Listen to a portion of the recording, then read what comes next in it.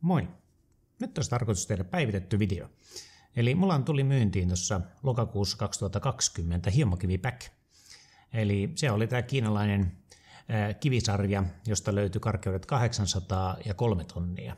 Ja nämähän saikin todella hyvän vastaanoton täällä Suomessa. No meni niitä nyt Eurooppaankin jonkin verran, mutta pääsääntöisesti asiakaskunta koostui suomalaisista ihan peruskäyttäjistä, jotka halusi lähteä testaamaan hiemokiviä. Mähän kävin videolla läpi.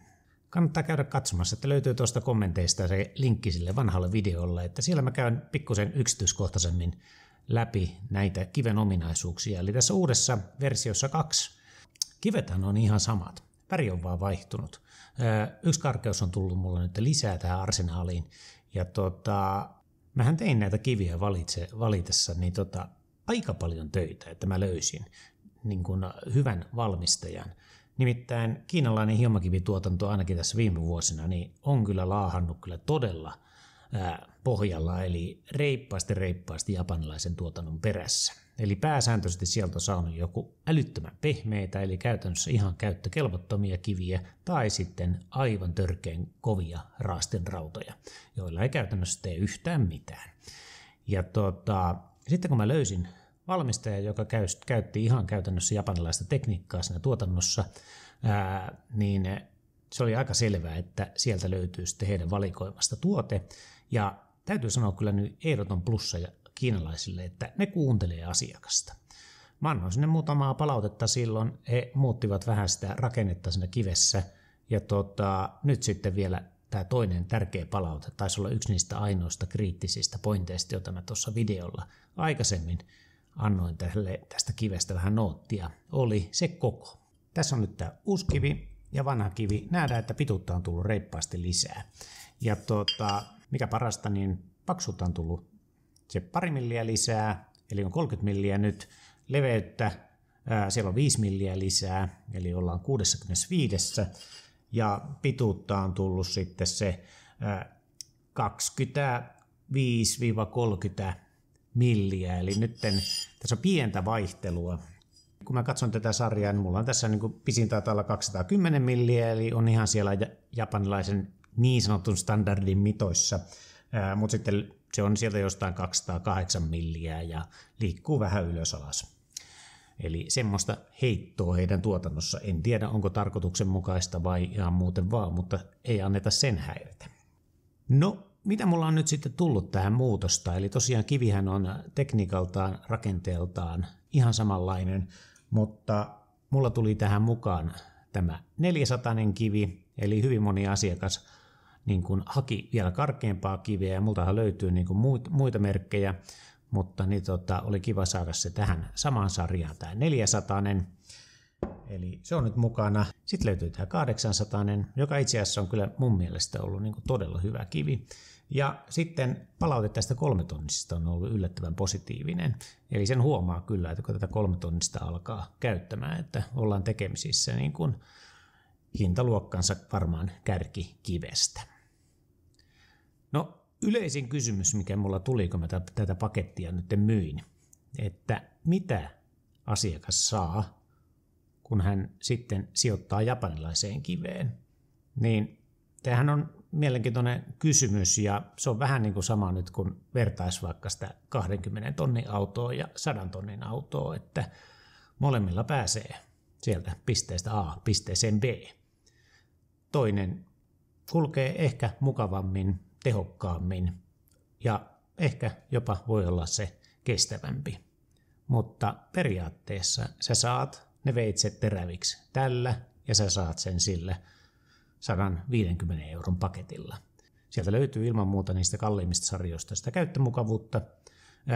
Tehokkuutta tulee ilman muuta, vähän riippuen mitä metallia terottaa. Ja voisin sanoa, että se kestävyysasia, se on mun mielestä semmoinen ehkä, minkä kannattaa unohtaa. Eli siis eihän näitä kotikäytössä kukaan loppuun aja. Toisaalta tätäkin lausta pitää vähän niin kuin varovasti käyttää. Eli kyllä mullakin on täällä useampikin asiakas käynyt hakemassa itselleen uutta kiviä, kun on pystynyt kuluttamaan sen vanhan loppuun. Että Ei ehkä veitsen terotuksessa, että köökkiveitsejä harvemmin terottamalla saa kiviä loppuun, mutta ehkä tuolla talttoja ja höylänteriä terottaessa se sitten menee. Mutta onhan nämä nyt laitettava ilman muuta testiin nämä kivet ja katsottava, että nämä on sitä, mitä ne lupaa. Viimeksi mä terotin tämän Alchemy 2 hiiliteräsveitsen, eli tämähän on ollut mulla vähän semmoinen referenssiveitsi, eli se on helppo, kun käyttää aina samaa veistä, kun testaa eri hiomakiviä, niin heti tulee esille tavallaan ne erot. Mutta välillä pitää vaihtaa sitten niin kuin toiseen veitseen, että pystyy näkemään, että miten ne kivet toimii sitten eri metallien kanssa. Mutta onhan mulla tässä nyt ihan uusi tuttavuus vieressä, eli sain myyntiin tällä viikolla aivan uuden veitsimerkin, ja nyt on ehdottomasti tehtävä tälle terotustesti. Mä oon kyykyttänyt tätä nyt viimeiset 3 päivää tässä tätä veistä aika lailla niin kuin leikkuuhommissa ja katsonut, että miten se kestää, ja nyt olisi tarkoitus terottaa. Kysehän on Griffinity Pegasus-sarjan veitsi.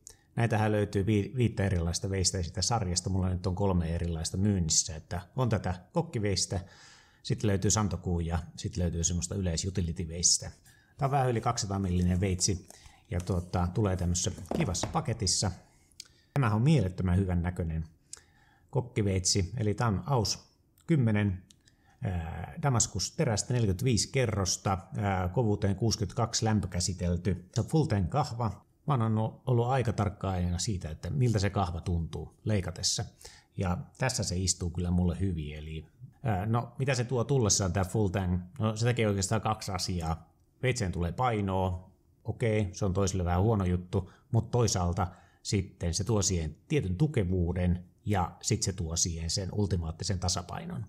Eli siitähän toiset on älyttömän tarkkoja. Mä oon tämän veitsen laittanut kyllä aikamoiseen leikkuutestiin jo kotona ja kokenut, että pitää terän tosi hyvin. Mä tuossa just äsken mittasin, että mä sain vielä 170 tuolla mun mittarilla ulos tästä terästä, ja tätä oli jo käytetty ihan hyvin, eli tarkoittaa, että se kovuus 62, mikä on tälle valittu, niin on ollut itse asiassa aika hyvä valinta. Mikä parasta, tämä veitsihän on ruotsalaista designia, eli tämä on suunniteltu alusta loppuun Ruotsissa ja valmistus tapahtuu Kiinassa. Eli se Kiina oli käytännössä se pieni ongelma meikäläiselle siinä, että en ole tottunut oikein kiinalaisia veitsiä hankkimaan, niistä yleensä on kuullut enemmän pahaa kuin hyvää, mutta mä oon nyt pystynyt tämän jo proofaamaan kyllä, että tämä on juuri sitä, mitä se lupaa, eli Damaskus on ihan oikeita leijereitä tässä, eikä mitään fake-juttua. Teräs on todellakin sitä, mitä se lupaa, eli pitää kyllä hyvin tässä lämpökäsittelyasteessa niin tuon terävyytensä. No, mutta pitäähän se nyt tylsyttää sitten, eli laitetaan tää tähän nyt tämän mun perinteiseen tylsytystestiin.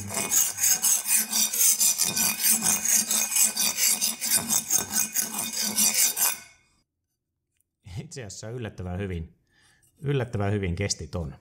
Eli toiset veitset menee kyllä niin kuin aivan saman tien niin kuin pyöreiksi. Mä en saanut siihen mitään niin kuin lohkeimia tällä kertaa. Joskus on chipannut tuosta palasia jopa tuolla peruspyörittelyllä.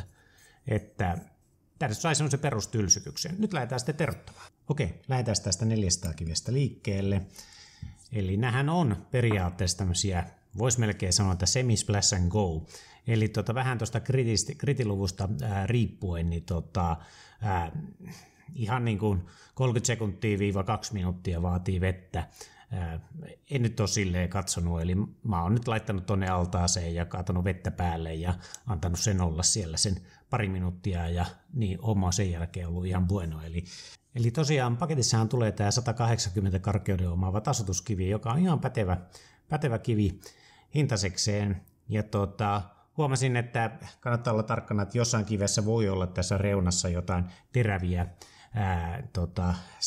niin kuin valujäljiltä olevia jälkiä, niin tätähän voi hioa mihinkä vaan kovaan. Eli on sitten betonia tai tiliskiveä tai vastaavaa, niin siihen hinkkaseen niin saa mahdolliset terävät viisteet pois.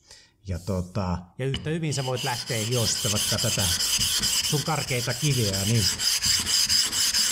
niin yhtä lailla sillä tämä homma onnistuu. Tasauskiven tehot riittää näille. Voimaa saa käyttää, vettä saa käyttää runsaasti, niin silloin operaatio on helpompi. Okei, katsotaan miten tätä 400 sitten lähtee toimimaan. Eli tosiaan otetaan tällä niin kuin kulmat kuntoon. Tässä Pegasuksessa on 16 asteen kulma. Se nyt on vähän semmonen niin ja näin, että sitä ei nyt sitten lähdetä tässä sen koommin mittaamaan. Eli siinä edellisellä hiemokivivideolla mähän katsoin sen kulman jopa, että sillä mittarilla, että paljon se oli.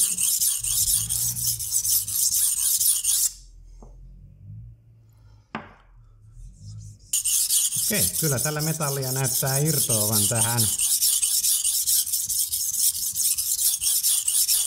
Tämä on todella kova kivi. Kyllä se niin kuin näköjään vettä imee tuossa noin käytössä. Et senhän vedenkulutuksen huomaa, että siinähän tuo äänimaailma muuttuu saman tien.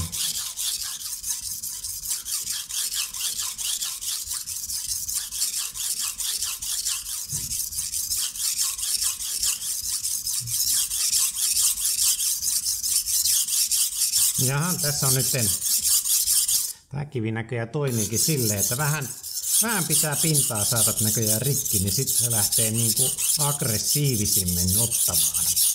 Eli tämä on monessa kivessä tämä ominaisuus, että ensiksi tuntuu, että se ei ota, mutta sitten siitä lähteekin vähän sitä pintaa rikki, niin se alkaa toimia paljon nopeammin.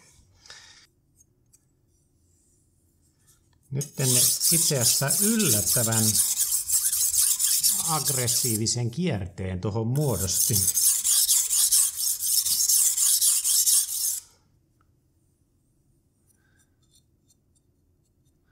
Joo, siis mä sanon, että ottaa kyllä tosi hyvin tämänkin tasosta metallia, vaikka tää on niin kuin kovaa, mutta itse asiassa tähän on tää AUS 10 suhteellisen helppo kyllä terottaa, mutta ei se ihan nyt niin kuin kaikilla kivillä onnistu. Tämä nyt oli 400, niin ei tässä nyt muuta voinut edes odottaa, että kyllähän se ilman muuta pitää purra. Mutta ilman muuta mä sanoin, että mä tykkään tästä, mä tykkään kovuudesta. Tämä kivi voisi hyötyä kyllä nakurasta. Nakurillahan sä saat pidettyä tuon pinnan ensinnäkin puhtaana, ja sitten sillä on se toinen tärkeä funktio, niin se estää sitten sen lasittumisefektin, mikä monesti tulee sitten toisiin kiviin, joihin metalli tarttuu välittömästi kiinni eikä juokse sen slarrin mukana pois. Vaihdetaan kiveä. No niin, nyt mulla on tässä tää 800. No tässä on tää mukava tunne. Tästä kuuluu tämmöiset rohinat. Eli ehkä se on nyt se, mikä noissa sitä arvokkaammissa kivissä erottaa, että siellä saa sitä tehoa ilman tämmöistä niin kuin karkeampaa ääntä, mutta tästä ei kieltämättä ei kuulu semmosia pahoja niin kuin Crackline pop-ääniä, eli jota mä inhoon. Eli on kalliitakin kiviä, mistä kuuluu aina välillä semmosia nips ja naps tyylisiä. Eli tosiaan teen tässä ihan huippunopean terotuksen.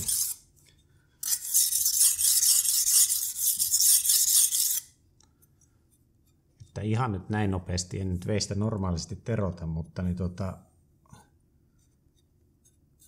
kyllä yllättävän hyvin niin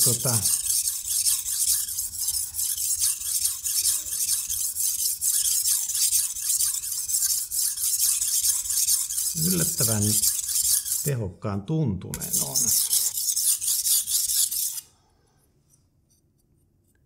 Juu, me päästään kyllä niin kuin tällä, niin kuin, voisi melkein sanoa, että tämmöisen veitsen niin kuin 10 minuuttia pystyy terottamaan näillä kivillä ilman mitään ongelmaa.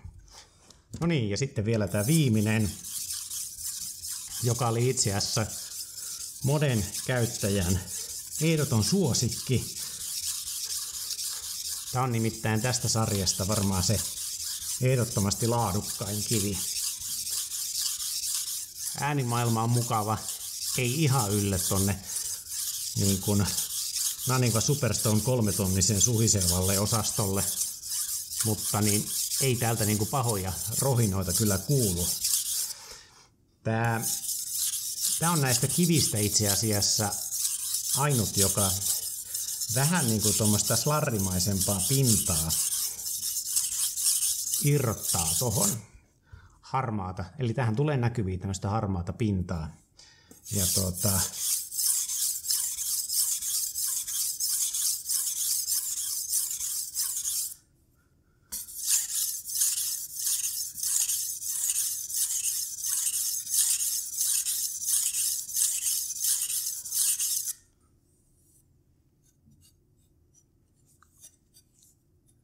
Kyllä mä sanoin, että tämä toimii ehdottomasti, että nyt se on ihan sitten sama, että onko sulla sitten se Fiskarsin ihan se halvin peltiveitsi vai onko sitten tämmöinen kovuus 62 oleva veitsi, niin kyllä saat teräväksi. Eli mä suosittelen tätä ihan ehdottomasti niin kuin, kaiken tyylisille veitsille, eli nyt se ei ainakaan niin kuin hinnasta kiinni, niin kuin, että pääsee näihin laadukkaan tuntuisiin hiomakiviin.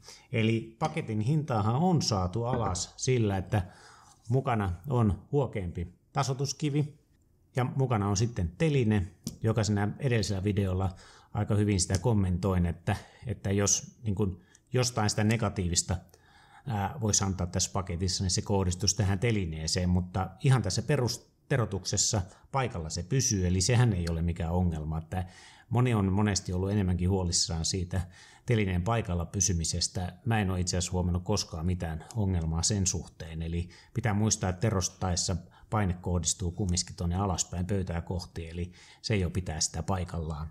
Ja tämähän on pikkusen matalampi, pikkusen kapeampi kuin se Nanivan niin kuin huippulaadukas teline.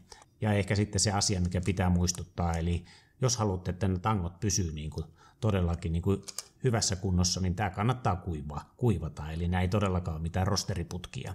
Eli kun Nanivan niin sen jalustan tangot, niin ne ei todellakaan ruostu. Se on mulla on nyt 4-5 vuotta tuossa käytössä ja sitä on kyykytetty siellä sun täällä ja ollut kylmässä ja kosteessa ja minä en kuivaa sitä käytännössä koskaan. Ja ne putket ei kyllä siitä miksikään mene. Mutta tässä mä annan niinku sen vinkin, että ilman muuta kuivausta peliin. No niin, nyt on käyty läpi tämä kivien testi ja edelleen laadukasta, hyvää tavaraa ja varsinkin tämä koko, joka kasvoi nytten, niin nostaa tämän tuotteen arvoa. Mä sanon, että sillä on yllättävän suuri merkitys, että sen oikeastaan ymmärtää vasta siinä vaiheessa, kun sitä käyttää. Eli paketissahan tulee tämä jalusta, sitten tulee tämä 800 kivi, 3 tonnin kivi ja tasoituskivi. Tämä on siinä peruspaketissa. Mulla löytyy sitten myynnistä myös se paketti, jossa on sitten lisättynä vielä tämä 400 siihen mukaan. Ai niin joo, ja olihan mulla se, missä se on? Täällä näin. Tämä kulmaohjuri. Eli katsokaa sitä edelliseltä videolta, että kuinka sitä kulmaohjuria käytetään. Siellä mä sitä testailen. Mä sanon, että paketti edelleen kunnossa, värit vaihtuu ja tykkään jopa väreistä, jopa tuosta mielenkiintoisen vihreästä 3-tonnisesta. Osuu mun mielestä ihan hyvin. Harvinaisempi väri nimittäin näissä hiemakivikeimeissä. Mutta ei muuta kuin hauskaa päivän jatkoa. Moi!